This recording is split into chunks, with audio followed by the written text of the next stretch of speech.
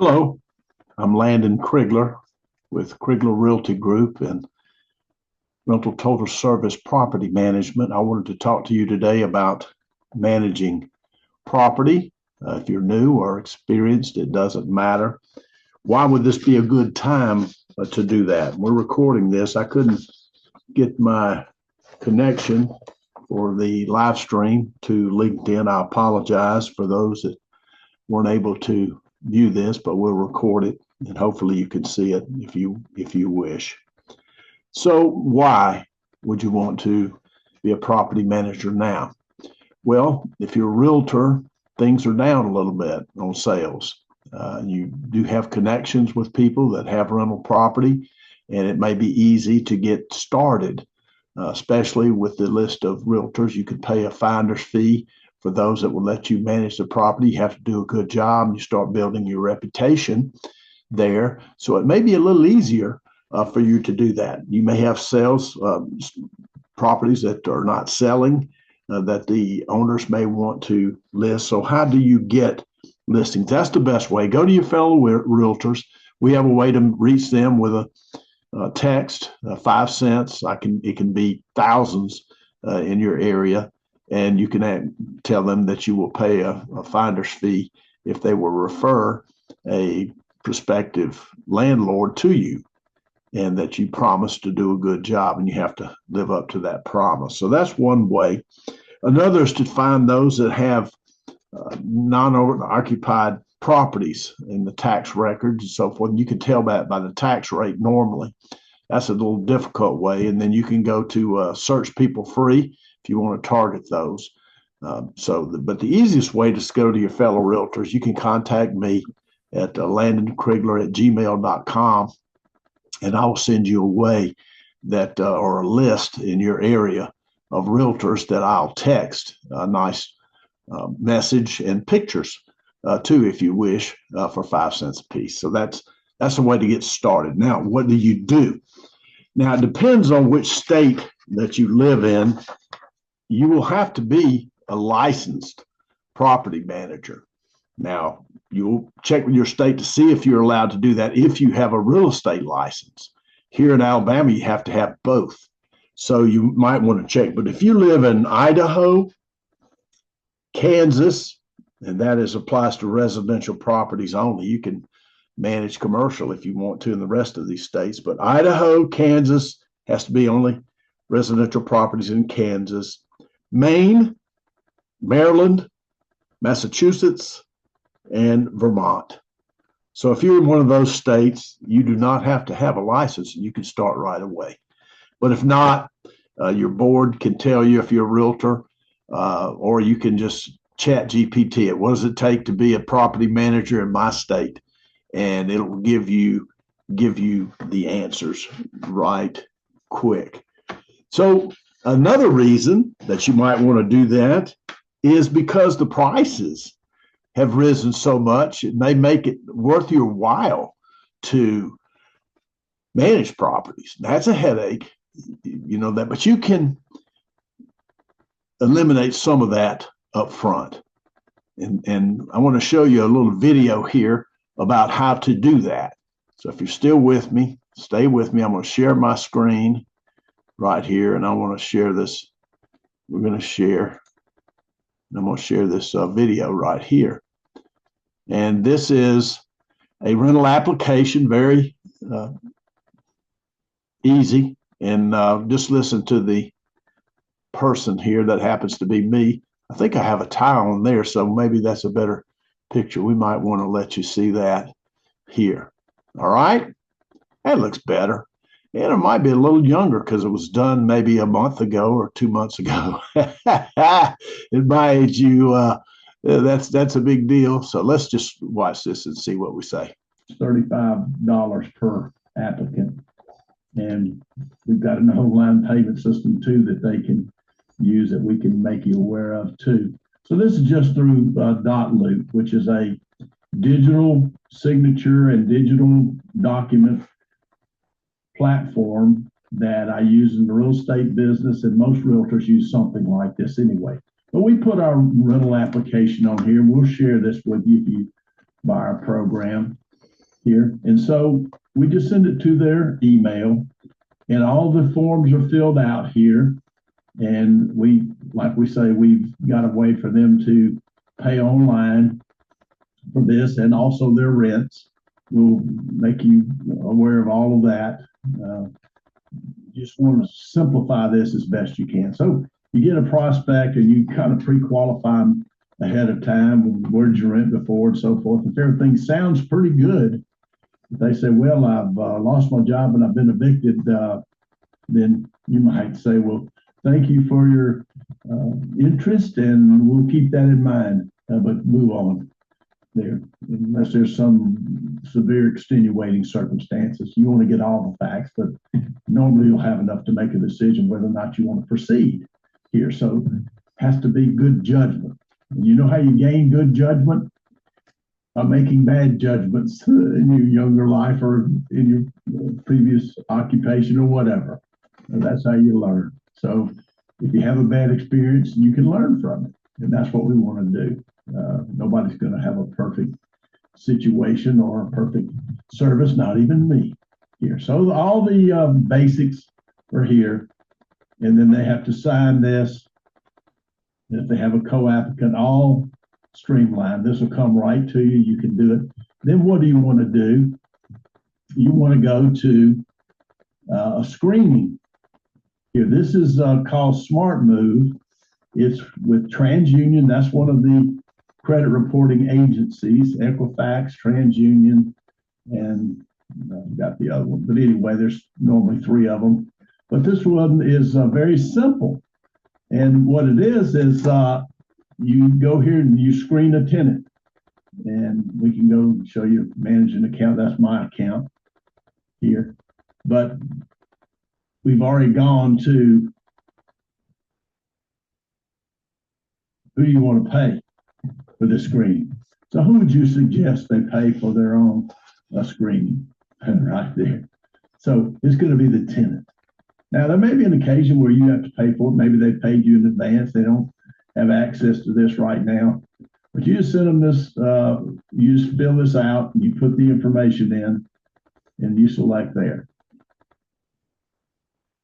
Where will you put the property names in, what's the rent amount, the lease term, and where should we send the screening request? And you can send that to the tenant there. And you can add another tenant to the screen and confirm the screening request. And if we don't fill out all this, so it's very simple, but automated. See, everything's red there. Let's pull this down. If you got a property here, rent, so forth.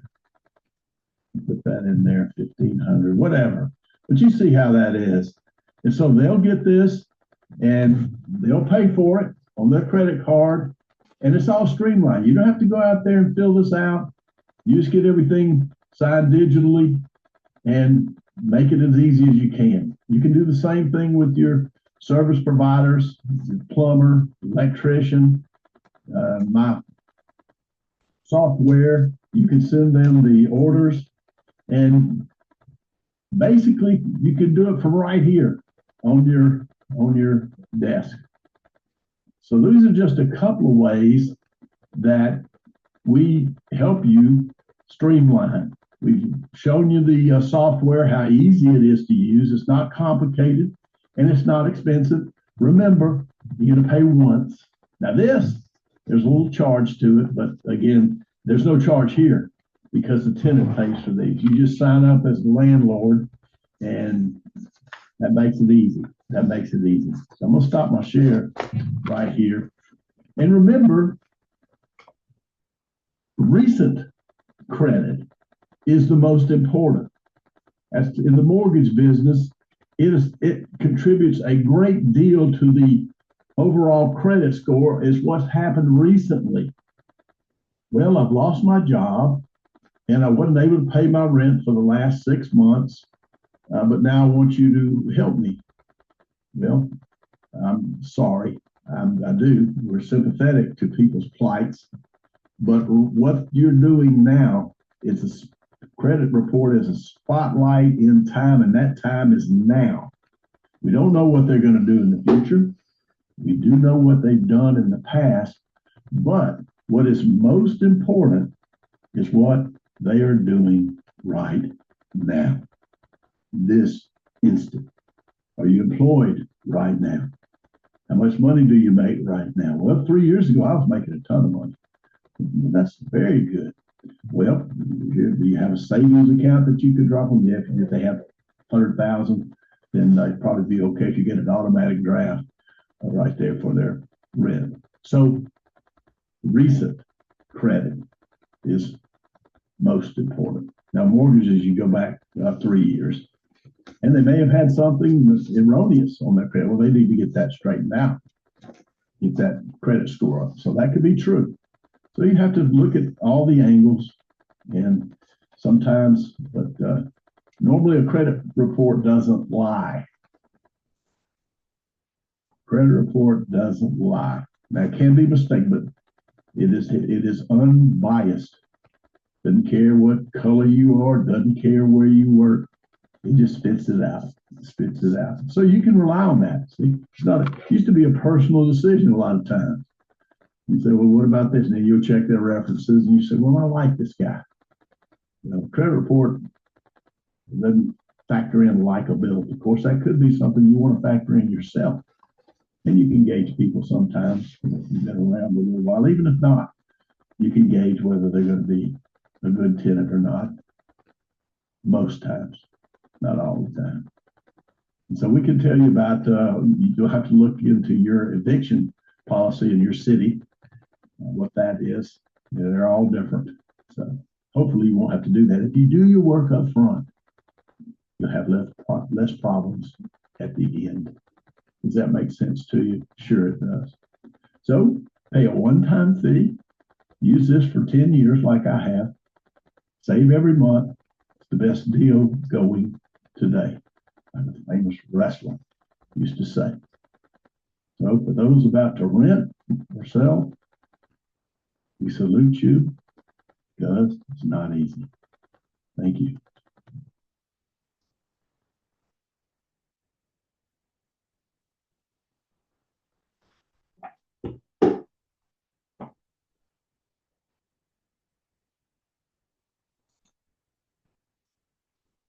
Okay, well, that was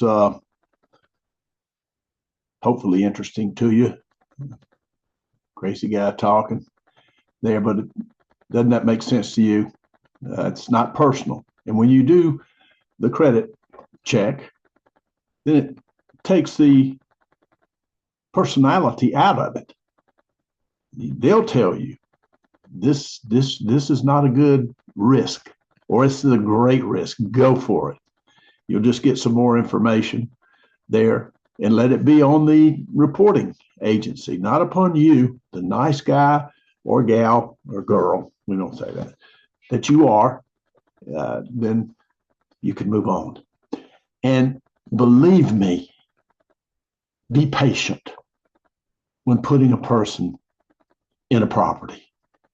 It's hard to get them out if they don't want to, or if they don't pay you. It's hard.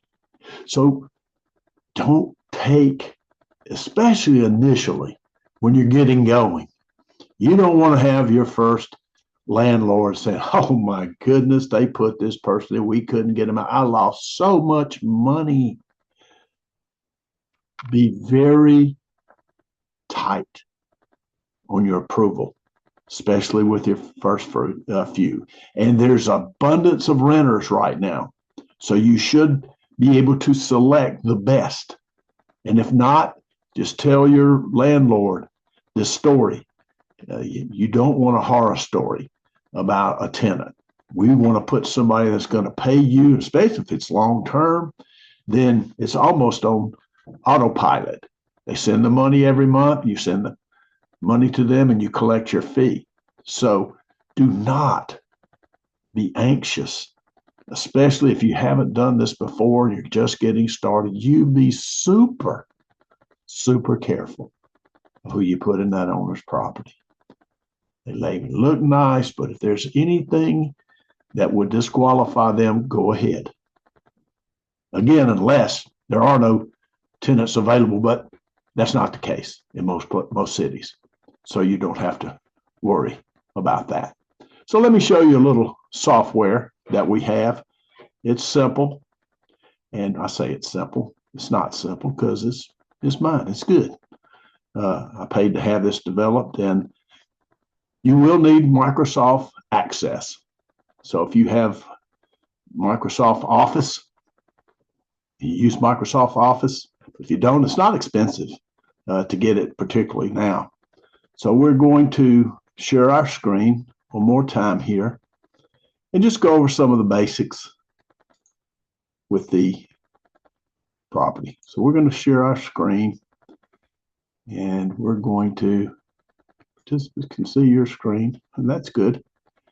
I am sharing my screen. So let's go up here and kind of minimize a few things. I've got a lot of stuff open up here.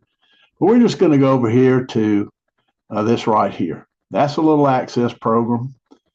And this is what I use all the time.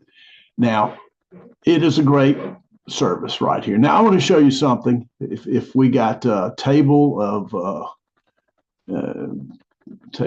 10, let's see, lease charges. I want to show you something here.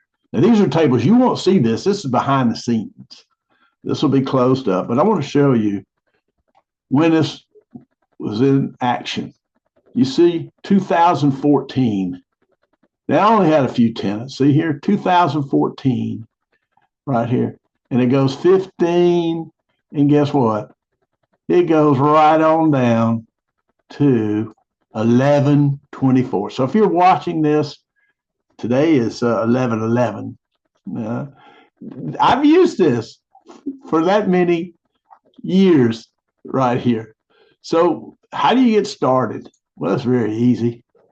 We have a startup items right here, and you're going to enter your company information. Now mine right here, username and password. You're going to have to go in there, and this is, you'll create your own right here. So then you're going to enter your properties. So you need to do it in this order right here. Enter your own properties. There it is. You just go right down the line. Who owns this? Well, this is our company. We own the property here. Owner's active. And then you just keep going on to the next. And so you get all the information on the property right here, or the owner of the property. That's owners, search by owner. So we're going to close this back up. We're going to just take this one at a time. Then you're going to enter your properties. Do this in this order, because you know why? You got to have an owner on here, you see? So if you haven't entered an owner, you can't enter a property. So it just makes sense. It's real simple. It's not complicated at all. So just take it step by step. Once you do that, all right, let's go over here. Close that form, and then you're going to enter your tenant.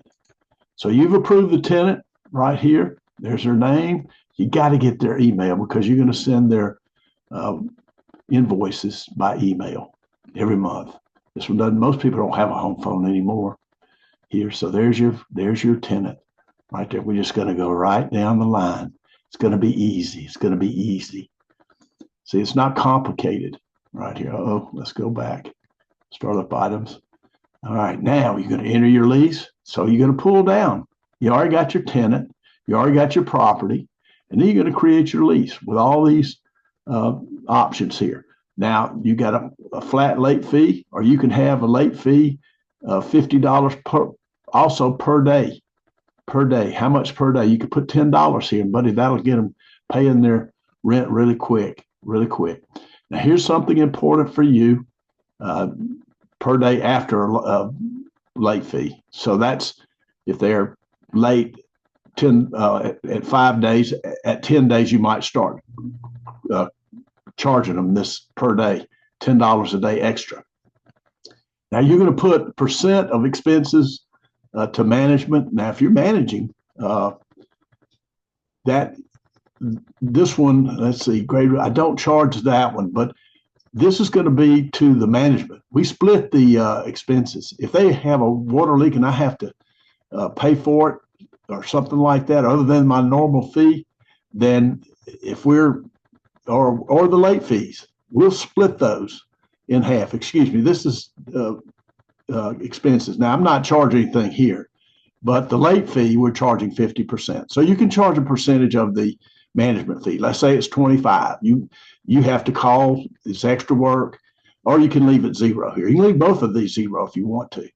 And here's your management fee. It's normally 10%. If the property is low priced, then you may want to up the management fee. I normally charge 10%, and that's not now the figures are, if anything under 1,000, you need to get more than that for your. So there's your lease, and fill all these out if you can. And of course, you'll do this at the end. If there's any move out charge, they leave it dirty. Then you're going to tell them how much of the security deposit that you're going to refund. So it's all spelled out, easy peasy right here. And we got some reports that you can look up here, especially on late charge. We'll go over those in just a minute. All right. So then you enter your service providers. So Southern Glass, if they break a window here, and we got it where you can pull it down.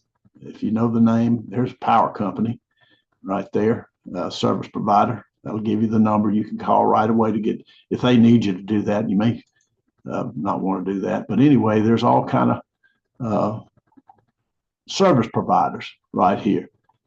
There's a tree service, tree service. You call them. They're good too, by the way. If you're in Mobile, they're really good. Did Patrick's across the street, so forth. All right, so you got your service providers and your service types. And we kind of put these in there for you. Painting, gas, legal expense, so you can itemize everything. And then you'll have sheetrock repair, and if you want to add a new one, you just put it right here. Right there, garbage, real estate commission, paid, yeah. You got all your expenses right here. All right, then you're going to enter your bank accounts right here. You're going to have your, whoa, that's not good. You may have to take that out. So now, depending upon your state and the laws, you will have to have, if you're a realtor, of course, you know you have to have an escrow account. But you'll have to have an escrow account also for your deposits. That is not your money. It's an escrow. You're holding that for somebody else. Then you're going to need a owner's your operating account, and you're going to need the deposits or what you pay your service providers with. You're going to need a commission account. You're going to need an escrow account, and then you'll pay out of an operating account for the owner. Right there. So check with your local licensing commission or whatever they call it to see what's required for you to have the how many bank accounts that you need to have. But I'm going to say you're going to need 3 right there for your and if you're a realtor, you might need 4. So that's the way that goes. Now, this is great right here. Let's see what today is. 11. Create invoices for next month. You just slap that on there and it'll create those so fast, it'll make your head swim. You don't have to just do these one at a time, so forth. Let's just do it. I don't think I've done it. Maybe I have. Your next months were created successfully. So I just invoiced. Now I haven't sent them to them email. If you got them on the first, so don't just skip this. Some people want to make it on the 15th. I don't do that anymore. You just make everything due and you prorate the first month. Why? Because it saves you half the work. You don't want to be sending out bills and handing due dates and everything else 2 times a month. You want to do it once. Does that make sense? And then you could email your owner statements, updates, late fees to the invoices. And you want to make sure you do that. So if they're behind, we want to get that late fee. And if you can get part of that if you make it in your agreement, your rental agreement. And I'll give you one of those to show you a rental agreement too. So that is a super, this auto billing right here. Owners and properties reports. We got all kind of reports right here. Look at this, 1099s. Right here. This is my son right here, and so we're not going to go into all that again. We shouldn't. But the active properties, your past due rents. This is a good report right here. Service provider dates due. So make sure you pay your service provider. Vacant properties, unpaid service, repair escrows for owners. Yeah, you got to have an escrow account for that too. Open issues. Now, so if you want to repair there, what's open, what hasn't been paid, management fees year to date. So all this you can send to your owners for their 1099s. They need to know how much they got and what their fees were for their income tax. That's it. And you can give itemized expenses there, year to date, rents received, and you'll do that for the owners too. Right here, let's go up here. Search by owner. Look at there. Let's pull down owner. Yeah, but we'll just do my own here. Let's see. Deborah, no. Open report. There it is. Now let's see, how about this year? There it is. You got 2 properties. That's what we've collected right here. And that's what she got paid. I see a little boo-boo down here on April that I'll have to correct. I don't think we had a $10,000 500 rent. You see, I made a little boo-boo right there, but I'll correct that. See, you check this, and because this is going to be way off on what she's received here for her 1099, and we also provide the 1099s for them. Now I use the service for this, but I have everything ready on the 1099s. Let's close form right here. Close form. So the 1099 form, there it is. So I go to next.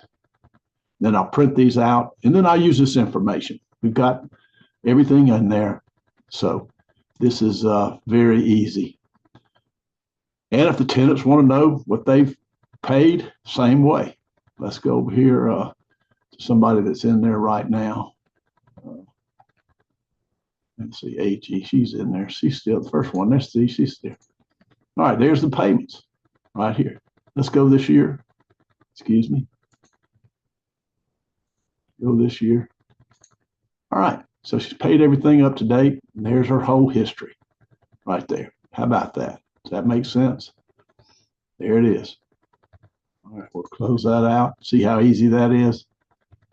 This is simple, really. Saves you a lot of money. And you can say, look, we charge $25 a form, and you can do it at cost $5, but your time is worth something. So there's another source of income too. Even on the repairs, you can add a percentage to those. So there's a lot of ways to make money. You want to be fair, especially if you've got a large rental amount. You're going to be extremely fair there. You get it 10% and say it's, $3,000. Well, that's pretty good. That's $300, isn't it? If my properties, if my addition is unreimbursed service payments. Now, if the owner, if you haven't gotten the money back, if you've agreed to pay the person that did the repair, then there's a form for that tells you how many past due rents. You can call the people if it shows up because it's done on the dates. Isn't that simple? See, yours is going to look like that right here. You're not going to see all those, but that's the behind the scenes stuff right there. All right. Does that make sense? Now you're going to need Microsoft Access on here, and you can put your own picture. That's an old one, you see. This is old graphics from probably 2014. So you got all kind of reports, and then if you want to keep up with prospects, but this one right here is where you start. It makes it simple. 1, 2, 3, 4. What to enter first, and you do it by the order, and you're ready to go. You need Microsoft Access here, and that's it. You're going to download this from our website, and then you'll get going. But you got to start right here. Enter your company information, owners, properties, and do it in this order, or you'll have to do it over again. And that's what it says right there. Start with number 1, finish with number 8. Does that make sense? That's easy, isn't it? Isn't that easy? And you can use this for years. Now, if it breaks, I'll send you another. Now, you need to keep a backup of your tenants and information right there. So you can do that. And if something happens, we'll just send you another one blank. We'll erase everything. And so we'll make it easy for you. And that's it. That's it about the software. So if you have any other questions, you can email me, landonkrigler@gmail.com. I'm going to stop my share right here. And I think that'll do it right there. So if you have any questions, just email me, landonkrigler@gmail.com. And it's $3.99 for the program. And think about this. I'll give you some prices here of competition. Buildium, that's probably the number one now. They came out of nowhere. They're good, evidently. It's a minimum monthly fee of $298 monthly. So if you want to skip about, how much is 10 times 12, 1,200? Is that right? 10 times 12? Yeah. 1,200. Maybe not. 120. That's it. Man, I got to have a computer here. 120. So 1 month out of 120, you can get ours and use it forever. We don't know if this will go up or not. All right, now here's a cheap one. It starts at $59 a month. When they say starts, there's all kind of add-ons here. Minimum monthly fee. That's Appfolio, which is a long-term company. I've seen they've changed owners though. Door Loop is a new name. No, that's the next one. It's minimum $100 a month, and then you'll have to find out what the add-ons are right here. Rent Ready. Let me go on the back here. Here we go. I don't want to short you, so you can compare. Pricing start at $25 per month, up to 10 units. So once it gets there, it elevates. This one, you can grow it, and there is no price. There is no price after initial. And then this one is cheap here, $15 a month. That's not too bad. And Simplify-em is the name of it. I'll just give you that right here.